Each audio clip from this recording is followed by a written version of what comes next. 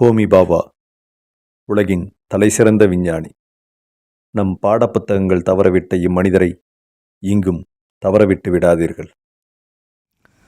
அது என்னமோ ஏர் இந்தியா விமானத்தில் போகிறதுனாலே எனக்கு ஒரு பயம். நம்ம இந்திய விஞ்ஞானி ஹோமிஜே பாபாவையே காப்பாற்றாத இந்த விமானம் நம்மளையே காப்பாற்ற போகுதுங்கிற பயம். ஜனவரி 24, 1966 அன்னைக்கு திங்கக்கிழமை, வாரத்தோட முதல் நாள் வெற்றிகரமாக அமைய போகுதுங்கிற நம்பிக்கையோட அதிகாலையில் எழுந்தார் நம்ம இந்திய விஞ்ஞானி ஹோமி பாபா. இவர் தான் இந்திய அணுசக்தி திட்டத்தின் தந்தை. அணுசக்திக்கான பாதையை போட்டு கொடுத்தவர் இவர் தான். இவரை பின்பற்றி தான் நம்ம அப்துல் கலாம் உட்பட அத்தனை விஞ்ஞானிகளும் உலகின் தலைசிறந்த விஞ்ஞானி. முதல் IAEA கூட்டத்தில் இவர் தான் தலைமையேற்று நடத்தினார்னா பார்த்துக்கங்களேன். எப்பவுமே இவருக்கு அதிகம் தூங்கும் பழக்கம் கிடையாது, சுறுசுறுப்பாக இருப்பார். சின்ன வயசில் தூங்கவே மாட்டேங்கிறான்ட்டு டாக்டர்கிட்ட அழைச்சிட்டு போன வழக்கமெல்லாம் உண்டு. கொஞ்ச காலத்திலேயே நிரந்தரமாக நம்ம தூங்கத்தானே போகிறோங்கிறது அப்போவே அவருக்கு தெரியுமே என்னமோ.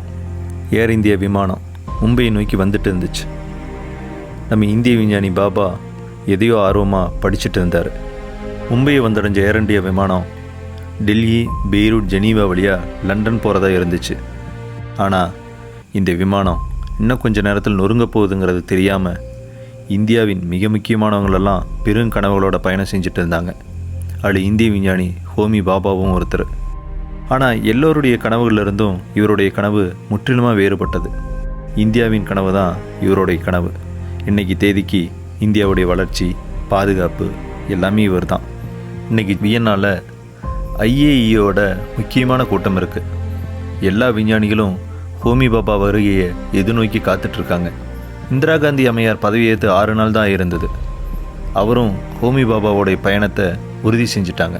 ஆனால் இந்த அமெரிக்க உலகத்தர CEOவோட பார்வை மட்டும் குரூரமாக பாபாவை பார்த்துட்டே இருந்துச்சு. வேட்டைக்கு கண்ணி வச்சவனோட பார்வை எப்படி இருக்குமோ அப்படி இருந்துச்சு அவங்களோட பார்வை. விமானம் பெய்ரூட்டை சென்றடைஞ்சிச்சு. அடுத்த நிறுத்தம் ஜெனீவா தான். இன்றைக்கி நமக்கு சாவே இல்லடான்னு சொல்லிட்டு சில பயணிகள் பத்திரமாக இறங்கி போயிட்டாங்க. இதில் சோகம் என்னென்னா, இன்னும் கொஞ்சம் பேர் அந்த இருக்கையில் வந்து நிரப்புனது தான். கேப்டன் ஜோ TD சவுசா மறுபடியும் விமானத்தை எடுத்தார்.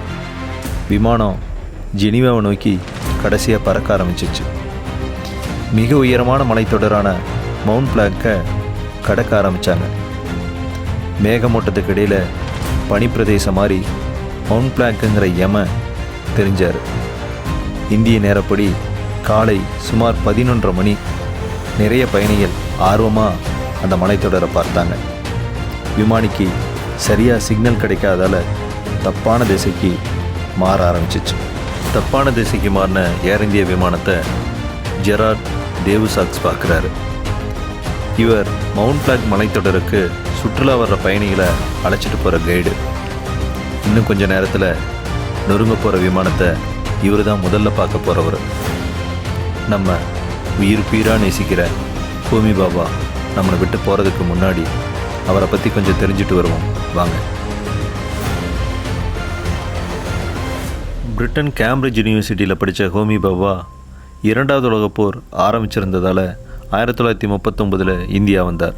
பெங்களூரில் இருக்கிற இந்தியன் இன்ஸ்டியூட் ஆஃப் சயின்ஸில் சேர்ந்து பணிபுரிஞ்சார். நிறைய ஆராய்ச்சி கட்டுரைகளை வெளியிட்டார். அவரோட ஆழ்ந்த அறிவு உலக விஞ்ஞானிகளை திரும்பி பார்க்க வச்சுது. குறிப்பாக காஸ்மிக் ரேஸ் பற்றின அவர் வெளியிட்ட ஆராய்ச்சி கட்டுரை உலக விஞ்ஞானிகளுக்கு வரப்பிரசாதமாக அமைஞ்சது. 1945 டாடா இன்ஸ்டியூட் ஆஃப் ஃபண்டமெண்டல் ரிசர்ச்சை பாம்பேயில் நிறுவி அணுசக்தி சம்பந்தமான ஆராய்ச்சியில் ஈடுபட்டார் பாபா. ஆகஸ்ட் 15, 1947 சுதந்திர இந்தியாவுடைய முதல் பிரதமராக நேரு பதவியேற்றுக்கிட்டார். பதவியேற்ற கையோட காஷ்மீரில் அத்துமீறி நுழைஞ்ச பாகிஸ்தானுடைய வாழை ஒன்றை நறுக்கினார். அதுதான் முதல் இந்தியா பாகிஸ்தான் போர். அதுக்கப்புறம் நேருவை பாபா நேரில் சந்தித்து அணுசக்தியோட அவசியத்தை உணர்த்தினார். 1948 இந்திய அட்டாமிக் எனர்ஜி கமிஷன் ஆரம்பித்து முதல் தலைவராக ஹோமிஜே பாபா பதவியேற்றுக்கிட்டார். 1954 3 நிலை அணுசக்தி திட்டத்தை வகுத்து கொடுத்தார். அதைத்தான் 3 ஸ்டேஜ் நியூக்ளியர் ப்ரோக்ராம்னு சொல்கிறோம். உலக நாடுகள் எல்லாம் இந்தியா பெருசாக அணுசக்தியில் சாதிக்க முடியாதுன்னு நினச்சாங்க. ஏன்னா உலக நாடுகளோடு ஒப்பிடும்போது இந்தியாவில் யுரேனியத்தோட இருப்பு ரொம்ப கம்மி, வெறும் 3% தான். அதனால் மற்ற நாடுகளை சார்ந்து தான் இருக்க முடியும்னு நினச்சாங்க. ஆனால் நம்ம ஹோமி பாபா அப்படி பார்க்கல. நம்ம இந்தியா முழுசும் நிரம்பி கிடக்கிற தோரியத்தை யுரேனியம் 233 மாற்ற முடியும்னு சொன்னார். அது என்னப்பா தோரியன்னு கேட்குறீங்களா? கேரளா, தமிழ்நாடு, ஆந்திர பிரதேஷ், ஒரிசா, வெஸ்ட் பெங்கால் கடலோர பகுதியில் நிரம்பி வழியிற பீச் மணலையும் பாறையிலும் இருந்து தோரியத்தை எடுக்க முடியும். மொத்த உலக நாடுகளுடைய இருப்பில் 25% இந்தியா மட்டுமே வச்சுருக்குன்னா பாருங்களேன். அப்படி எடுக்கிற தோரியத்தை யுரேனியம் 233 மாற்றினா இந்தியா அணுசக்தியில் தண்ணீரை அடைஞ்சிரும்னு சொன்னார். அதுதான் இந்த 3 நிலை அணுசக்தி திட்டம். பயங்கரமான ஐடியா இல்லை? அமெரிக்காவுக்கும் பாகிஸ்தானுக்கும் சைனாவுக்கும் வேர்த்து கொட்டுச்சு. 1954 பாபா கண்ட கனவை நம்ம அடைய 70 ஆண்டுகளாக இருக்குது. இந்திய பிரதமர் மோடி தமிழ்நாடு வந்தப்போ கல்பாக்கத்தில் பவானிங்கிற பிளான்ட்டை திறந்து வச்சார்ல, அதுதான் உலகின் முதல் தோரிய அணு உலை. அதுவும் நம்ம தமிழ்நாட்டில். ஹிரோஷிமா நாகசாகியில் போட்ட அணுகுண்டு 2வது உலகப் போரை ஒரு வழியாக முடிவுக்கு கொண்டு வந்துருந்துச்சு. 2வது உலகப் போரை கலங்கடிச்சது அமெரிக்கா தான். இப்போ உலகதாதா. எங்கிட்ட மோதணும்னா முதல்ல உனக்கு அணுகுண்டு வேணும்னு சொல்லி முடிக்கிறதுக்குள்ள நம்ம நண்பன் ரஷ்யா 1949 அணுகுண்டு சோதனையை நடத்தி முடிச்சிச்சு.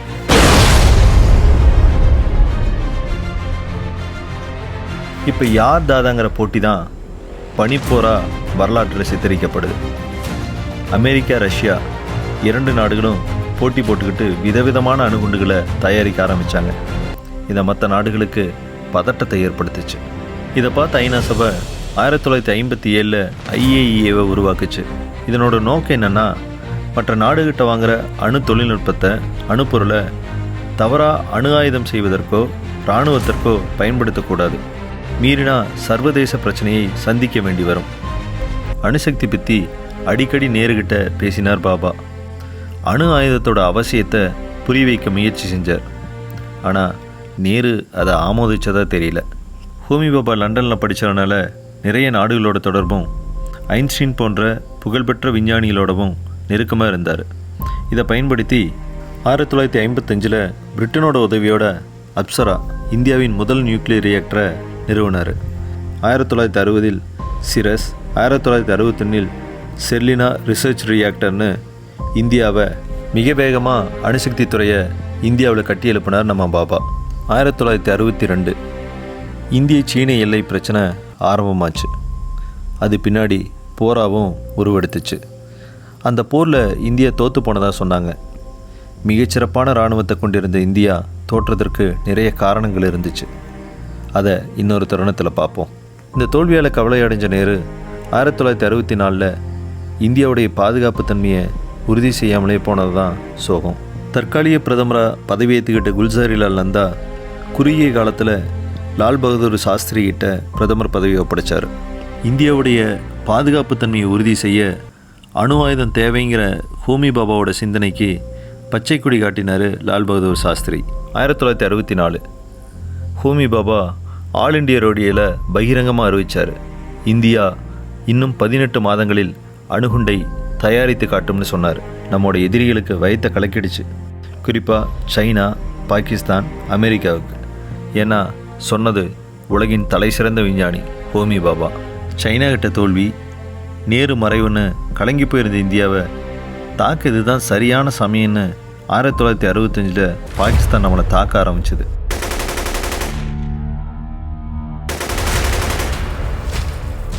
எதிர்த்தாக்குதல் நடத்தின இந்தியா வெறிபிடிச்ச மாதிரி தாக்குச்சு. பாகிஸ்தான் அப்படியே நிலகுலைஞ்சு போச்சு.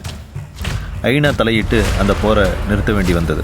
ஐநா இரு நாடுகளையும் நிபந்தனையற்ற போர் நிறுத்த ஒப்பந்தத்திற்காக சோவியத் தாஸ்கன் நகருக்கு அழைச்சது.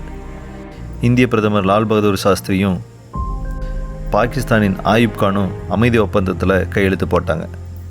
ஜனவரி 11, 1966 லால் பகதூர் சாஸ்திரி இதே அடைப்பால் இறந்து போனதாக சொன்னாங்க. நம்பவே முடியல. என்ன நடந்திருக்கும்னு யூகிக்க கூட முடியல. இன்றைக்கி ஜனவரி 24, 1966 லால் பகதூர் சாஸ்திரி இறந்து 13வது நாள். ஹோமிஜே பாபா பயணித்த ஏர் இந்தியா விமானம் பெரும் சத்தத்தோட மவுண்ட் பிளாக் மலைத்தொடரில் மோதி சுக்குநூறாக நொறுங்கி போச்சு. யாருமே பொழைச்சிருக்க வாய்ப்பில்லைன்னு ஃப்ரான்ஸ் ரேடியோ அறிவிச்சது. நம்ம முன்ன சொன்ன மாதிரி டூரிஸ்ட் கைட் ஜார்ஜ் தான் முதல்ல போய் பார்த்தாரு. இறுதியாக ஹோமி பாபா உட்பட மொத்த 117 பயணிகளும் மரணமடைஞ்சதா சொன்னாங்க. நொறுங்கியது ஏர் இந்தியா விமானம் மட்டுமல்ல, நம் இந்தியாவின் கனவும் தான். இந்தியா எத்தனையோ இழப்புகளை, அதிர்ச்சிகளை சந்திச்சிருக்கு. ஆனால் ஹோமி பாபாவோட இழப்புக்கு இணையான ஒரு இழப்பை யாராலையும் வரலாற்றில் சுட்டி காட்ட முடியாது. ஹோமி பாபா மட்டும் உயிரோடு இருந்திருந்தா இந்தியா எப்போவோ அணுசக்தியில் தண்ணீரை அடைஞ்சிருக்கும். என்ன சொல்ல, எல்லாம் விதின்னு மொத்த இந்தியாவும் அழுதப்ப அமெரிக்க உளவுத்துறையோட சிஏ மட்டும் ஒரு மர்ம சிரிப்பு சிரிச்சுட்டே இருந்துச்சு. அப்போ புரியல, ஆனால் இப்போ புரியுது.